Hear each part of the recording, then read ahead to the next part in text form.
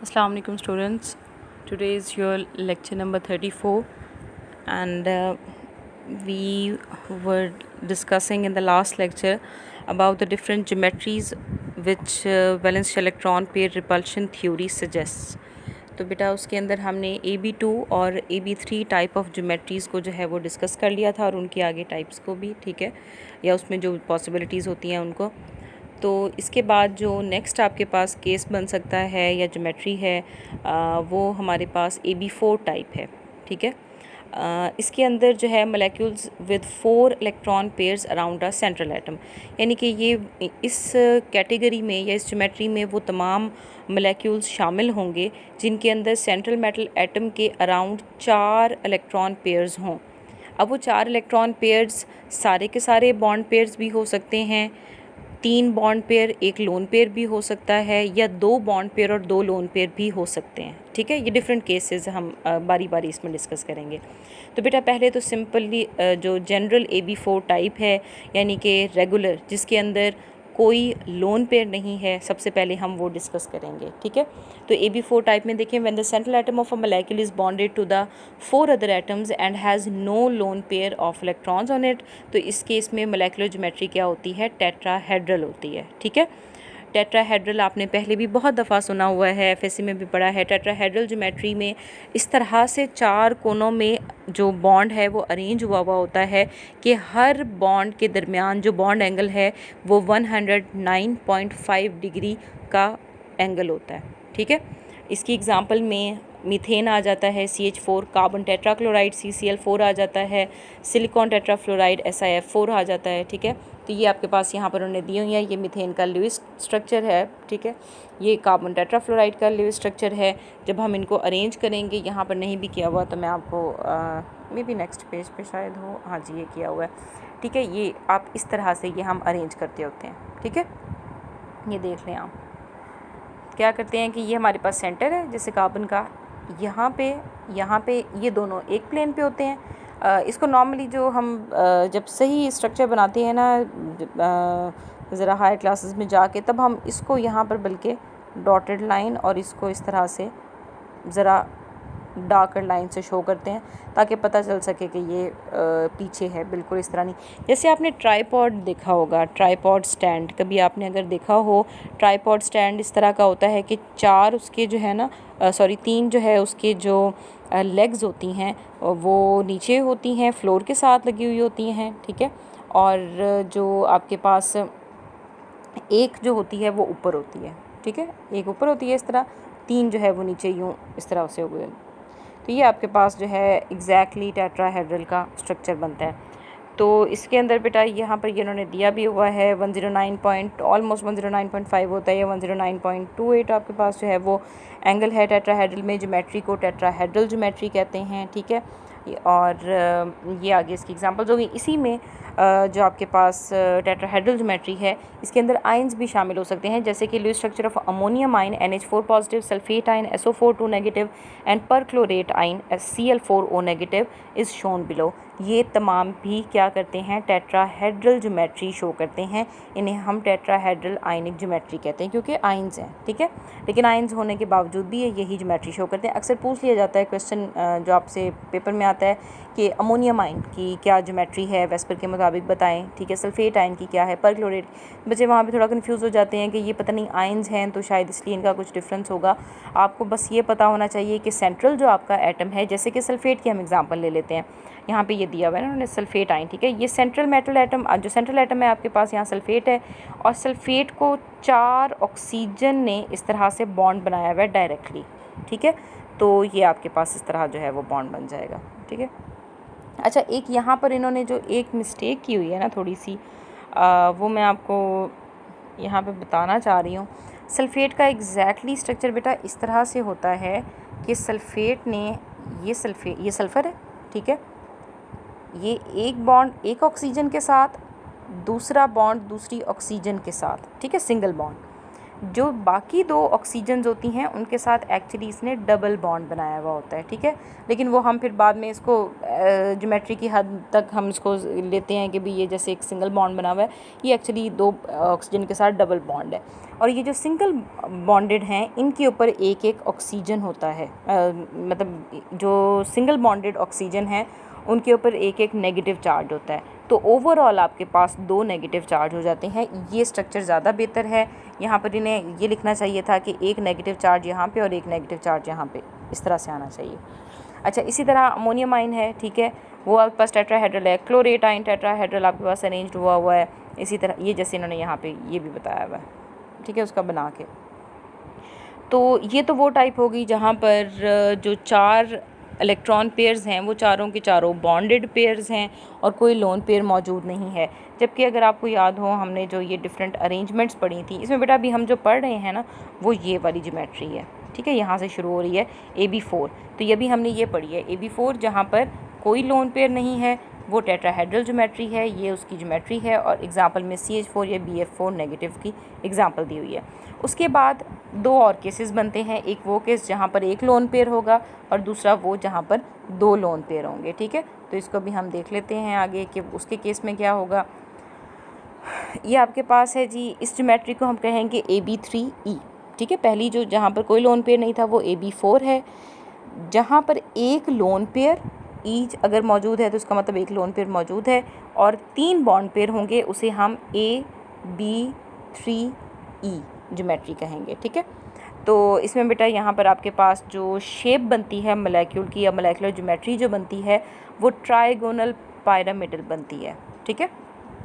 Trigonal, ये रही geometry trigonal pyramidal. जैसे कि आपके पास अमोनिया है, PCl3 है, ठीक है। तो अगर हम अमोनिया का स्ट्रक्चर देखें तो अमोनिया के स्ट्रक्चर में आपको पता है बेटा नाइट्रोजन जो है वो क्या करता है, तीनों हाइड्रोजन के साथ सिंगल बॉन्ड बनाता है और नाइट्रोजन के ऊपर एक लोन पेयर मौजूद होता है। तो यहाँ पर आप देख रहे हैं कि ये नाइट्रोजन ने तीन बॉन्ड बनाए हुए हैं हाइड्रोजन के साथ और लोन पेयर मौजूद है। लोन पेयर की वजह से यहाँ पर ये जगह जो है, आपको पता है कि ये जो हाइड्रोजन के बॉन्ड हैं ये अंदर की तरफ श्रिंक हो जाएंगे क्योंकि लोन पेयर को ज़्यादा जगह चाहिए, ठीक है, रिपल्शन ज़्यादा शो करता है वो। तो ये एंगल जो 109.5 होना चाहिए था अब वो 107 डिग्री हो जाता है, एंगल रिड्यूस हो गए, श्रिंक हो गए, ठीक है। ये इन्होंने पूरी ज्योमेट्री दी हुई है इस तरह से अमोनिया की, ठीक है, आप देख रहे हैं, या फिर आप इस तरह भी बना सकते हैं, इस तरह भी बना सकते हैं, ठीक है। तो ये स्ट्रक्चर है, ठीक है। पिरामिड इसे इसलिए कहते हैं, आपने इजिप्ट के पिरामिड्स देखे होंगे, इवन एटलीस्ट चलें टीवी में जो है वो ज़ाहिर देखे हुए होंगे। तो उसमें पिरामिड में आपके पास इस तरह पिरामिड के ये तीन इस तरह से आप समझ लें पॉइंट्स होते हैं और वो ऊपर आकर एक पॉइंट पर मिलते हैं, ठीक है।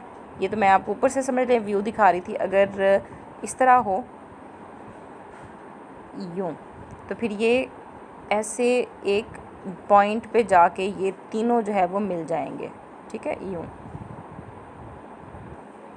पिरामिड। आप बिल्कुल नेट से भी निकाल के देख सकते हैं पिरामिड का जो है वो ज्योमेट्री कैसी होती है। तो ये उन्होंने बता दिया यहाँ पे, ठीक है, कि the shape of the molecule is determined by the arrangement of atom and not the lone pair of electron, therefore ammonia molecule is described as pyramidal. Nitrogen atom lies at the apex and the 3 hydrogen atom lie at the corner of pyramid, ठीक है, with a triangle base. Also repulsion between the lone pair and the bond pair electron pairs are greater than repulsions between bond pair. Bond pair ये मैंने पहले भी बताया था, bond pairs की repulsion से लोन पेयर की रिपल्शन ज़्यादा स्ट्रॉन्ग होती हैं। वेस्पर थ्योरी जो है वो इंडिकेट करती है कि जो HNH बॉन्ड एंगल है ये 109.5 से 109.28 से श्रिंक होके कम होकर 107 रह जाता है इसके केस में, ठीक है। हाँ, इसी तरह एग्जांपल आप PCl3 की भी दे सकते हैं, वो भी यही है, ठीक है। अच्छा, उसके बाद अब वो वाला केस होगा जहाँ पर दो लोन पेयर और दो बॉन्ड पेयर्स होंगे, ठीक है। टोटल हमारे पास इलेक्ट्रॉन पेयर 4 ही हैं, AB4 की ही आगे जो है सब टाइप्स हैं, लेकिन यहाँ पर अब क्या होगा कि दो लोन पेयर और दो बॉन्ड पेयर्स होंगे। तो बेटा इसकी जो नेम है ज्योमेट्री का वो AB2E2 हो जाएगी।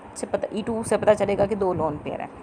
अब इसकी बहुत सारी एग्जांपल्स हैं, जैसे कि वाटर है, जैसे HCl2 है, ठीक है। अब इसके केस में क्या होता है, फ़ौरन ये ना बहुत आपने समझ के करने हैं, इनकी ज्योमेट्री आपको समझ आएगी तब आप पेपर में इसका आया हुआ क्वेश्चन अटैम्प्ट कर सकते हैं। ये क्वेश्चन यूँ नहीं आता कि आप AB4 की जो है वो पे डिटेल नोट लिखें, ठीक है।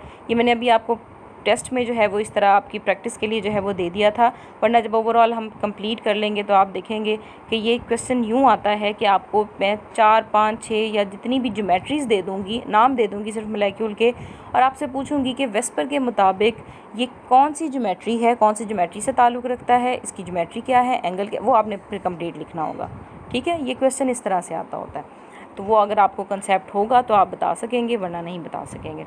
अच्छा, यहाँ पे देखें जी, when the central atom of a molecule is bonded to two other the other two atoms and two non bonding pair, non bonding या फिर आप कह सकते हैं lone pairs on it, the molecular geometry इस केस में क्या हो जाती है, एंगुलर या बेंट। अब एंगुलर या बेंट का मतलब क्या है बेटा, बेंट का मतलब होता है मुड़ा हुआ, ठीक है, यानी कि एक चीज़ ये स्ट्रेट है, ठीक है, बेंट का मतलब है इस तरह से मुड़ा हुआ। तो आपने देखा होगा वाटर का जो स्ट्रक्चर है या ज्योमेट्री है वो बेंट होती है, कैसे, ये ऑक्सीजन है और जो दोनों हाइड्रोजन है वो इस तरह से बेंट हुए हुए होते हैं बॉन्ड पेयर, और यहाँ पे एक लोन पेयर यहाँ पे ऑक्सीजन का मौजूद है, एक लोन पेयर यहाँ पे मौजूद है, ठीक है। अब ये बेंट क्यों होते हैं इस तरह, ये होते हैं इन लोन पेयर्स के अंदर रिपल्शन की वजह से। आपको बताया था कि जो लोन पेयर रिपल्शन है, वेस्पर के पोस्टुलेट आपको याद होंगे, लोन पेयर रिपल्शन सबसे ज़्यादा होती है, फिर lone pair bond pair repulsion होती है और उसके बाद बॉन्ड पेयर रिपल्शन होती है, ठीक है। ये वो सबसे कम होती है। तो इसके केस में हमारे पास वाटर की एग्जांपल है, वाटर की एग्जांपल को एक्सप्लेन किया हुआ है। देखें ज़रा, वाटर में बेटा ऑक्सीजन जो है वो सेंट्रल एटम है और दोनों तरफ जो है वो क्या है, 2 बॉन्डेड इलेक्ट्रॉन्स, कौन से, हाइड्रोजन के, ठीक है, और 2 लोन पेयर ऑक्सीजन पे मौजूद हैं। अब वेस्पर के मुताबिक यहाँ पर ज्योमेट्री टेट्राहेड्रल होनी चाहिए थी, लेकिन क्योंकि 2 लोन पेयर्स मौजूद हैं, since there are 2 lone pair of electron in the water molecule, VSEPR के जो है यहाँ पर क्या हो जाएगा, this satisfactory explains the angular molecular structure. वो कैसे होगा कि आपके पास जो ऑक्सीजन के ऊपर मौजूद 2 लोन पेयर हैं उनके दरमियान जो रिपल्शन है, ये देखें ज़रा, ये रिपल्शन सबसे ज़्यादा है, ठीक है। इस रिपल्शन की वजह से ये जो हाइड्रोजन हैं ये अपनी जगह से श्रिंक हो जाएंगे, टेट्राहेड्रल यानी कि जो ज्योमेट्री थी उसमें की निस्बत यहाँ पे ये दोनों जो हैं एक दूसरे से ज़्यादा करीब हो जाएंगे, ठीक है। अब इसका एंगल क्या होना चाहिए, जो HOH एंगल है वो क्या हो जाना चाहिए। देखें बेटा, जो नॉर्मल टेट्राहेड्रल था वो 109.5 था, ठीक है। अब क्योंकि 2 लोन पेयर्स मौजूद हैं जिसकी वजह से हाइड्रोजन, ऑक्सीजन और हाइड्रोजन, ये वाला जो बॉन्ड है, ये जो एंगल है ये बहुत ज़्यादा कम होना चाहिए। इस वजह से ये एंगल श्रिंक होके कितना रह जाएगा, 104.5 डिग्री। अब FSC के वो सारे क्वेश्चन आपके ज़हन में आ रहे होंगे कि जहाँ पर आपने वेस्टर में पढ़ा था कि एंगल जी यहाँ पर इतना हो जाता है, यहाँ पर इतना हो जाता है। आपको आज उसकी रीज़न्स भी ज़रा डिटेल में पता चल रही हैं कि ऐसा होता क्यों है, क्योंकि 2 लोन पेयर्स मौजूद हैं, लोन पेयर रिपल्शन ज़्यादा है, रिपल्शन की वजह से ये एक दूसरे को रिपेल करेंगे और यहाँ पर इन्हें एक दूसरे के करीब आना पड़ेगा, इन हाइड्रोजन के बॉन्ड्स को, ठीक है। चलें, इसी तरह से बेटा आपके पास जो वाटर के अलावा जो कुछ मोलेक्यूल्स हैं जैसे कि H2S है, ठीक है, N2O है या Cl2O है, ये भी यही इसी कैटेगरी में आते हैं और ये भी एंगुलर मोलेक्यूल्स या बेंट शेप मोलेक्यूल्स हैं, ठीक है।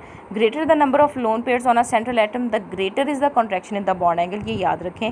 आपको याद होगा अभी पीछे जब हमने पढ़ा था जहाँ पर एक लोन पेयर था वहाँ पर एंगल सिर्फ कितना श्रिंक हुआ था, 109 से 107 डिग्री पे, ठीक है।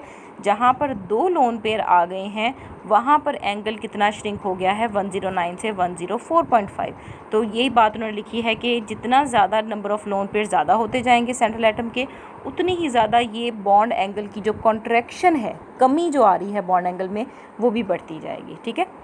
तो मैं ये थोड़ा थोड़ा आपको इसलिए पढ़ा रही हूँ ताकि आपको इनकी ज्योमेट्रीज अच्छे से समझ आए, आप इनकी प्रैक्टिस करें, ठीक है। तो इसलिए मैं आज इतना ही पढ़ा रही हूँ। AB4 टाइप आप इसे अच्छी तरह से आपने इसको प्रिपेयर करना है और इसे लिखना है साथ। जब तक आप इनके ज्योमेट्रीज ड्रॉ नहीं करेंगे ये आपको नहीं जो है, जब जिस टाइम पे आप टेस्ट कर रहे होते हैं ना, आप उस टाइम कोशिश करते हैं जी हम याद करके लिख लेंगे, तो बेटा बहुत सारी चीज़ें भूल जाती होती हैं ज्योमेट्रीज़ के बारे में। तो ये बात याद रखें, जब तक आप प्रैक्टिस नहीं करेंगे ये आपको नहीं आएंगी। तो कोई क्वेश्चन हो तो कल के लेक्चर में पूछ लीजिएगा। कल AB5 और AB6 टाइप को हम कंप्लीट करने की कोशिश करेंगे। उसके भी आगे मज़ीद टाइप्स हैं ज़ाहिर है। तो if you have any question you may ask in the next lecture. अल्लाह हाफ़िज़।